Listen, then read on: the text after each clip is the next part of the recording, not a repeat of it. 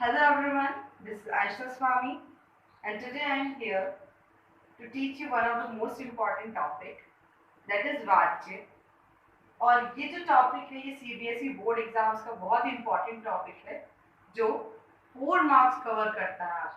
आपके इस इतने सिर्फ इस टॉपिक के बेसिस पर ही 4 मार्क्स के क्वेश्चन आएंगे जो बहुत ही इंपॉर्टेंट है, बहुत बहुत स्कोरिंग टॉपिक है ये। और इसमें अगर ये टॉपिक आपको एक बार क्लियर हो जाए तो आप इसमें फुल स्कोर जरूर कर सकते हैं। तो शुरू करते हैं। वाच्य। तो वाच्य का जो शाब्दिक अर्थ होता है वो होता है बोलने का विषय, बोलने का विषय मतलब वो चीज जिसके बारे में हम बात कर रहे हैं या हम जिसके बारे में बोल रहे हैं।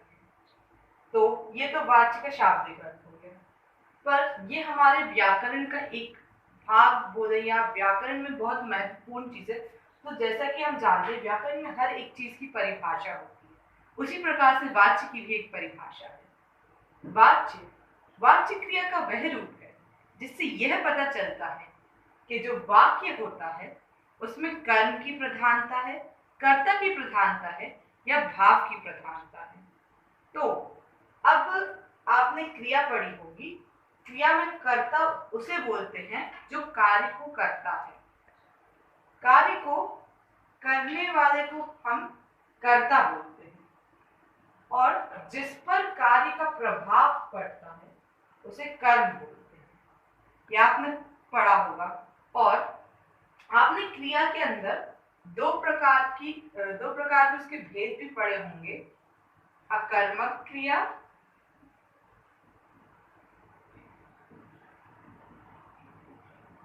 सकर्मक क्रिया।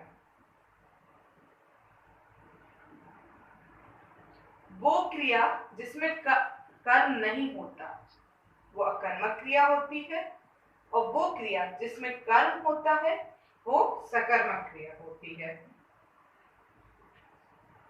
अब जो वाच्य होता है उसके भी 3 भेद होते हैं। पहला भेद कर्तृवाच्य, दूसरा भेद कर्मवाच्य, तीसरा भेद भाववाच्य। तो कर्तावाच्य वह वाच्य होता है जिसमें क्रिया का सीधा संबंध कर्ता से होता है, मतलब कार्य को करने वाले से होता है, और वाक्य में कर्ता की प्रधानता होती है। मतलब जो वाक्य में क्रिया होगी वो कर्ता के हिसाब से निर्धारित की जाएगी। जैसे यहाँ उदाहरण दिया हुआ है, माँ खाना बनाती है। यहाँ पे हमारा कर्ता है, मतलब जिससे कार्य किया जा रहा है, जो कार्य कर रहा है वो है यहाँ माँ। और माँ यहाँ स्त्रीलिंग एक वचन है और यहाँ हमारा कर्म हो जाएगा खाना और हमारी क्रिया है बनाती है। तो यहाँ पे जो क्रिया है और जो हमारी क्रिया है, क्रिया जो कि यहाँ बनाती है, ये जैसा कि हम देख सकते हैं ये माँ जो स्त्रीलिंग है उसके अनुसार है, उसके अनुकूल है। तो जिस भी वाक्य में हमारी जो क्रिया होगी वो कर्ता के अनुसार होगी या कर्ता के हिसाब से निर्धारित होगी, उस वाक्य में कर्तावाची होगा।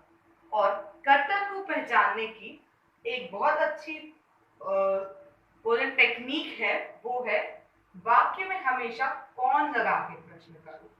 इससे आपको यह पता चल जाएगा कि वाक्य में कर्ता है या नहीं है। जैसे कौन खेलता है, बच्चे खेलते हैं, या राम खेलता है। हमें इसका उत्तर मिल रहा है, हमें इस वाक्य में कौन का उत्तर मिल रहा है, तो यहाँ कर्ता है। और जैसा कि आप देख सकते हैं इसकी क्रिया भी कर्ता के हिसाब से ही निर्धारित की गई। तो अब हम दूसरे वाच्य के दूसरे भेद की ओर बढ़ते हैं जो कर्मवाच्य है।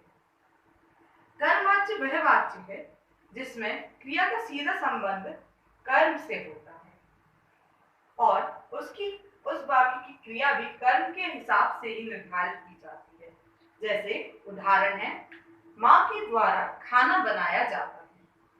और देखिए इनका सभी तीनों सेंटेंसेस का जो तीनों वाक्य, इनका अर्थ, शाब्दिक अर्थ तो एक ही होगा, परंतु इन सब में कुछ ना कुछ कुछ ना कुछ चेंजेस है। माँ के द्वारा खाना बनाया जाता है। अब यहाँ पे माँ करता है, खाना कर्म है, बनाया जाता है ये हमारी क्रिया है। तो यहाँ पे खाना, जैसे कर्ता की पहचान के लिए हम कौन लगा के प्रश्न करते हैं, वैसे कर्म की पहचान के लिए भी हम तीन शब्दों का प्रयोग कर सकते हैं। क्या, किसे, किसको। माँ ने, माँ के द्वारा क्या बनाया गया, उत्तर मिल रहा है खाना बनाया गया। तो जो हमें उत्तर में मिलता है वही हमारा कर्म होता है। और जब भी आपको पहचान करनी है वाच्य की, तो यह बात हमेशा याद रखिएगा कि कर्म वाच्य में हमेशा कर्म होता ही है। और जो कर्ता वाच्य है इसमें कर्म हो भी सकता है और नहीं भी हो सकता है, परंतु इसमें कर्म वाच्य में हमेशा कर्म होगा ही।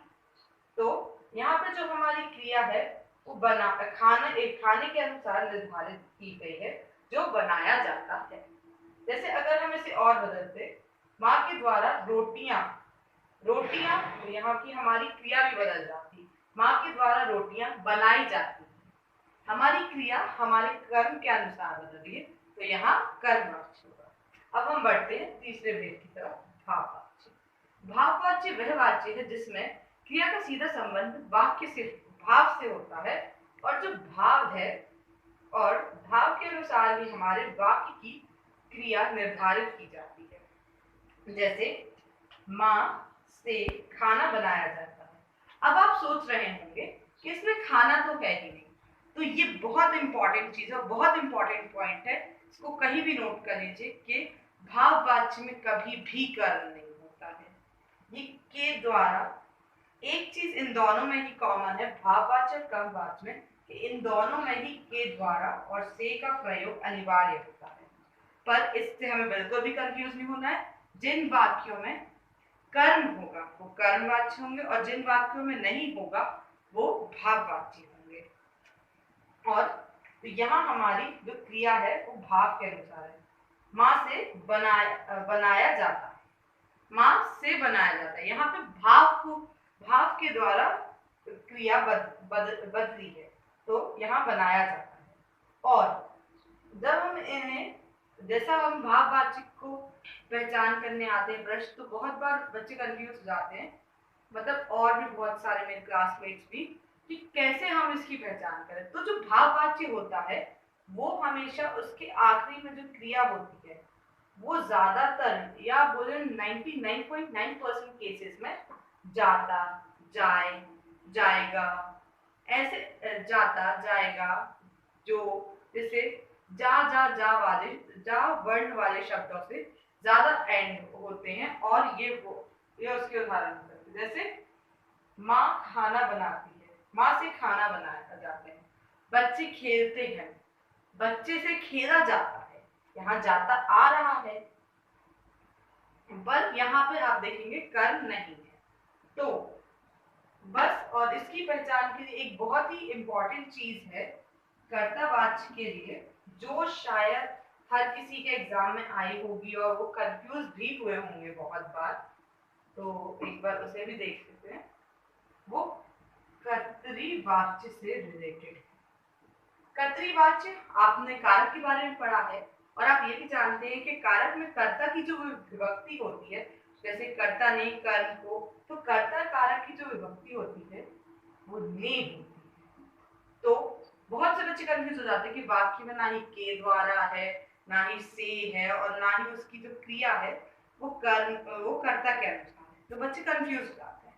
पर वहां पे ने है, जैसे माँ ने खाना खाया, अब माँ ने खाना खाया, माँ ने खाना खाई, ये तो हो नहीं सकता ना, पर माँ ने खाना खाया, इसके कारण ये कर्तावाच्य है। और ये बहुत इंपॉर्टेंट टिप है एक याद रखने के लिए। So I hope you enjoyed watching this video, and I hope you will score 4 out of 4 in this topic. And thank you. Do like, share, comment, and subscribe the channel.